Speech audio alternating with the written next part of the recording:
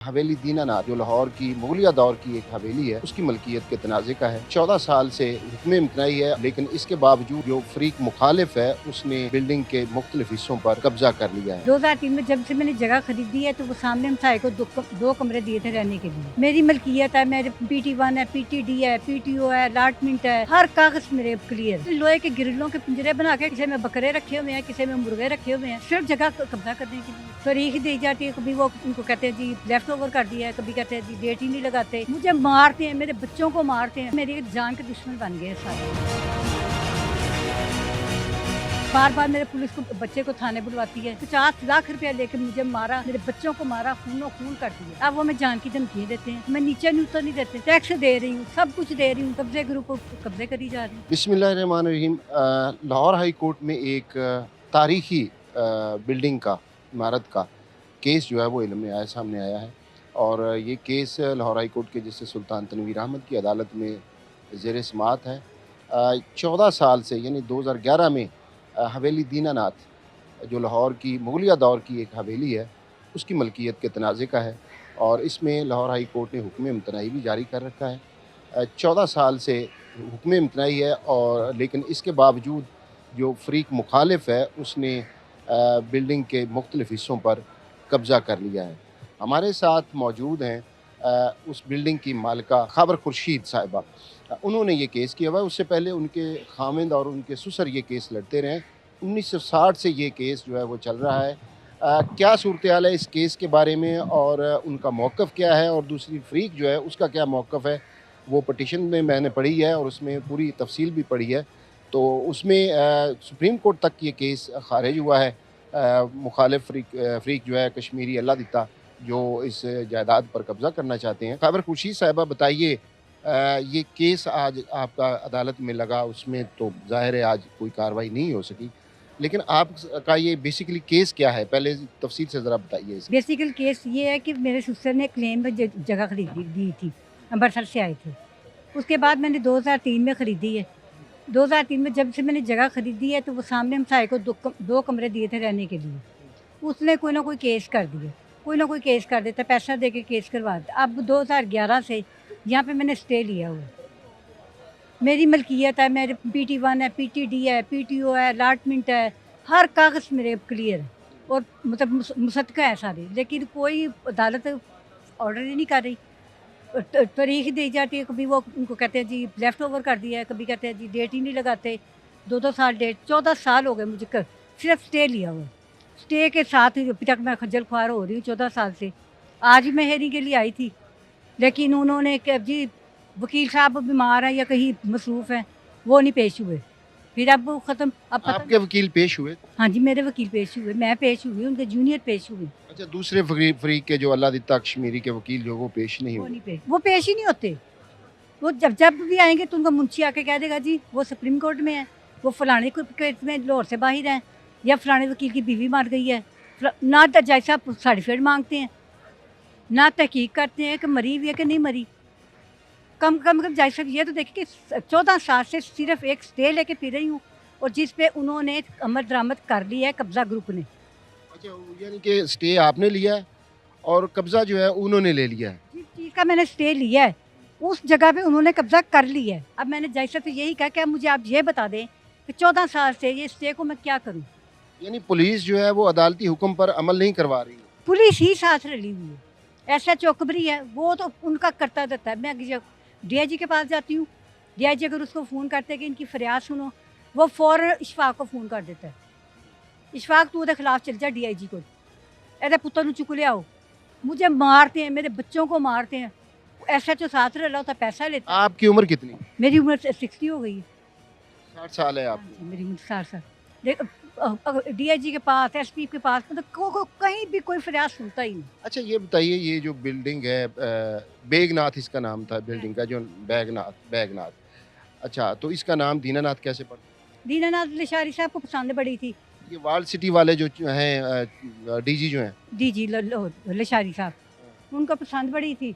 उन्होंने मतलब वो नेट पे दे दिया जी दीनानाथ है, दीनानाथ सामने वाली थी, H1073 कूचा बैजनाथ हमारी, तो सामने थी दीनानाथ। इन्होंने उसका कूचा बैजनाथ कर दिया था हमारा दीनानाथ नेट पे, लेकिन फाइलों में बैज ना आती है। अच्छा, ये कितनी जगह है जो आपकी हवेली है? ये तकरीबन 2.5 कनाल है, 2.5 कनाल है। मेरे कब्ज़े में है इस वक्त मौजूद, वो तकरीबन 1 कनाल 10 मरले मेरे कब्ज़े में है। तो सेहन है को तकरीबन 12 मरले का। वो मैं अच्छा, कहूँ बाकी जो है उस बाकी जगह जो है उसके ऊपर उन्होंने कब्जा कर लिया हुआ है, ज़बरदस्ती कर लिया हुआ है। अब मेरा नीचे बेसमेंट था 4 मरले का, मैंने अपनी काम वाली को रखा हुआ था। वो खलीफे नानो वाले मिल गए, उन्होंने गत्ता-दत्ता करके पता नहीं क्या किया, औरत को गायब कर दिया हुआ है। तो नीचे कब्ज़ा कर लिए। अच्छा, ये हवेली कितनी पुरानी है? आप इसके बारे में इसकी जो हिस्ट्री है वो बताएँ। ये 400 साल पुरानी है और ये रंजीत सिंह के वक़्त की है। अच्छा, रंजीत सिंह के वक़्त की है, यानी मुगलिया दौर से बाद में बनी है। नहीं, मुगलिया दौर की ही बनी हुई है। छोटी ईंटों की है, इनकी दीवारें तकरीबन 2-2 गज चौड़ी दीवारें हैं। पेंटिंग है, शीशे का मतलब काम है। मैंने वो कच्चा छेड़ा नहीं हुआ। दरो दीवार बारादरी है, मतलब सब कुछ वैसे ही मैंने रखा हुआ है। अब इसलिए लोग मुझे तंग कर रहे यानी हैं। ये आसार कदीमा का भी एक शाहकार है। हाँ, सारे कदीमा का शाहकार है। तो लिशारी साहब ने ये मिल के लोगों को कब्ज़ा, ग्रुप वालों को, कि किसी तरह हवेली पे कब्ज़ा कर लो। पहले कहते थे मैंने खरीदनी है। यानी अब लाशारी साहब खुद खरीदना चाहते हैं, वो कैसे खरीद सकते हैं? वो कहते जी मैंने खरीदनी है, मुझे पसंद पड़ी है। विज़िटर भेजते हैं, मतलब बाहर मुल्कों से पैसा लिया है उन्होंने, वायदा इसका मुरम्मत का अरबों रुपया लिया उन्होंने। तो लेकिन मुरम्मत की या नहीं की? मुरम्मत की, लेकिन मटीरियल ये लगाया कि ऐसे लगाया, ऐसे नीचे गिर गया। अब जी आप मौका जाके देख लें, सारी दीवारें उस मेरी जो पहला मटीरियल था 400 साल पुराना, वो बिल्कुल सही था, अभी तक सही है। तो जो इस्तिशारी साहब ने लगवाया है, वो उसी दिन ही उतर गया। बेसमेंट में छतीरी है वो ख़राब कर दी, मतलब बेड़ा गर्क कर दिया मेरे कुछ पोर्शन का।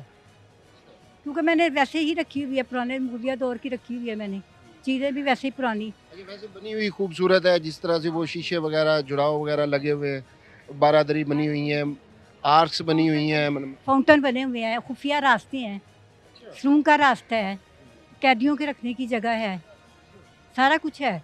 लेकिन इस वजह से अब मेरी जान के दुश्मन बन गए सारे। तो मैं अपने बच्चों को बचाना चाह रही हूँ। ये पुलिस मेरे साथ ना ज़्यादती करवा रही है, और ये बार-बार मेरे पुलिस को बच्चे को थाने बुलवाती है।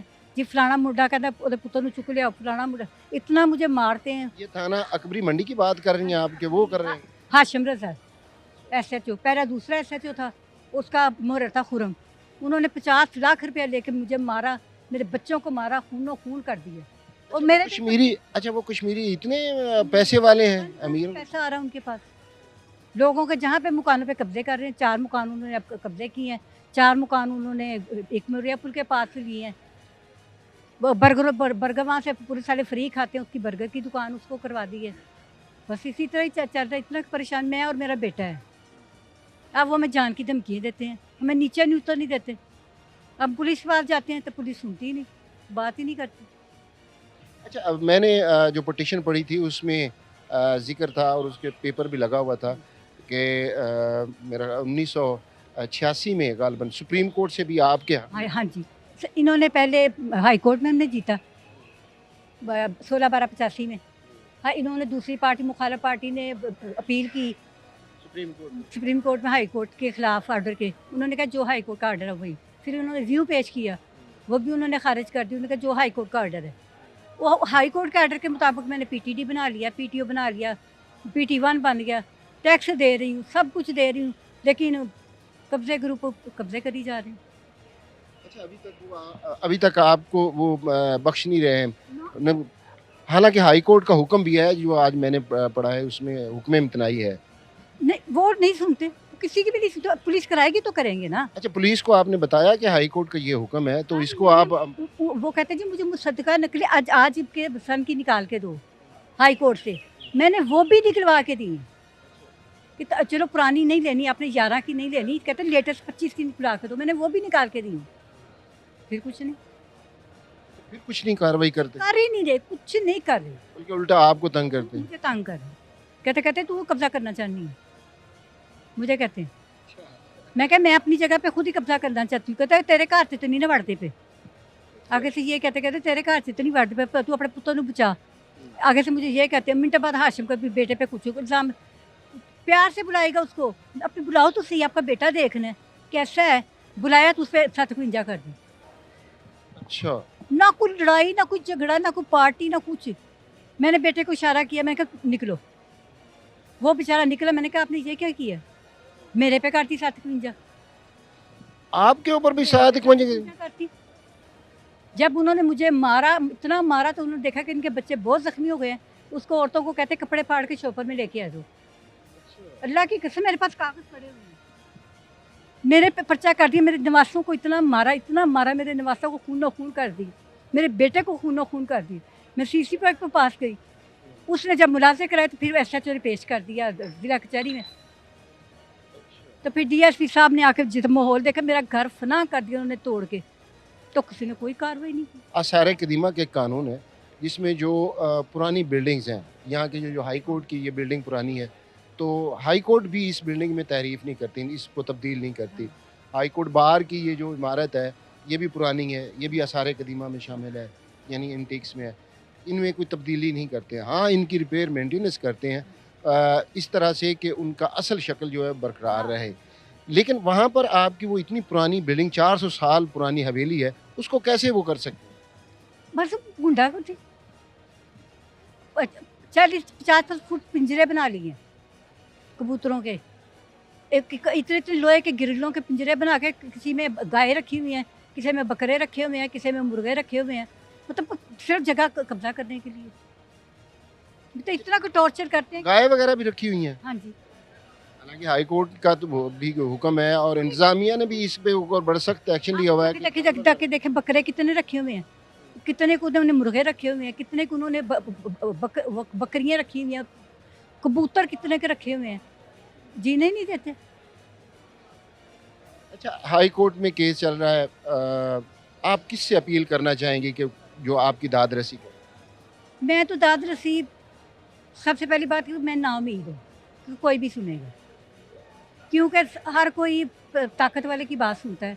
मैं सिर्फ मरीम नवाज से बस यही कहना चाहती हूँ, आप आके देखें हवेली, मेरी मलकियत के कागज़ देखें और उनके देखिए। वो सिर्फ 65 लोग हैं वो जो मारते हैं, तो मैं और मेरा बेटा है।